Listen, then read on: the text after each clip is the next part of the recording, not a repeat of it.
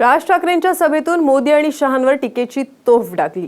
मात्र राज यांच्या सभेमुळे निवडणूक खर्चाचा पेचही निर्माण झालाय। मनसेचा निवडणुकीत उमेदवारच नसल्यामुळे हा पेच निर्माण झालाय। राज यांच्या सभेमुळे निवडणूक खर्चाचा पेच।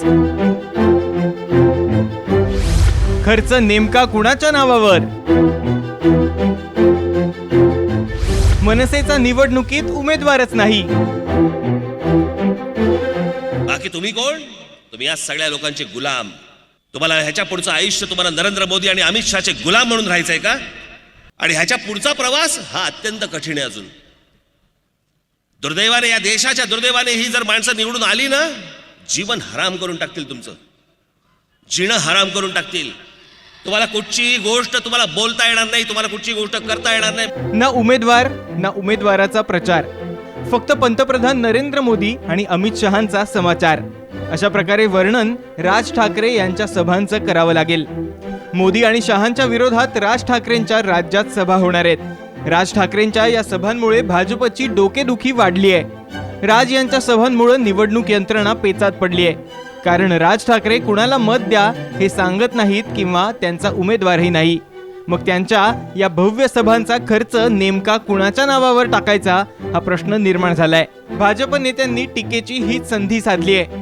हा खर्च काँग्रेस एनसीपीच्या खात्यात टाकावा असा टोला भाजप नेते विनोद तावडे यांनी लगावलाय। राज ठाकरे हे कुठल्याही उमेदवाराचा स्वतःचा प्रचार करत नाहीत, पण काँग्रेसला निवडून द्या, राष्ट्रवादीला निवडून द्या असं आग्रहाने म्हणतायत। तर निवडणूक आयोगाकडे आम्ही मागणी करणार आहोत की राज ठाकरे यांच्या सभेचा खर्च या त्या ठिकाणच्या काँग्रेस किंवा राष्ट्रवादीच्या उमेदवाराच्या खात्यात दिसला पाहिजे।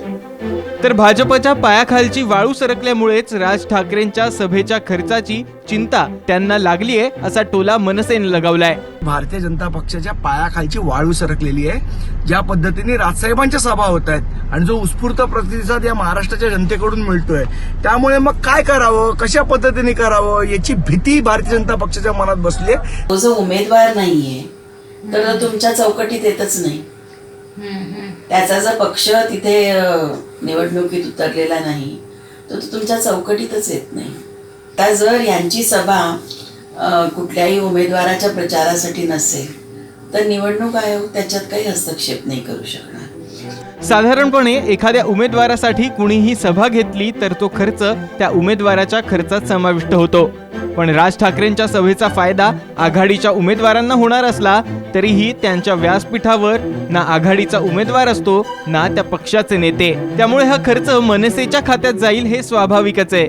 पण निवडणुकीची ही आचारसंहिता असल्यानं हिशोब तर द्यावा लागणारच। राजू सोनवणे, साम टीव्ही, मुंबई।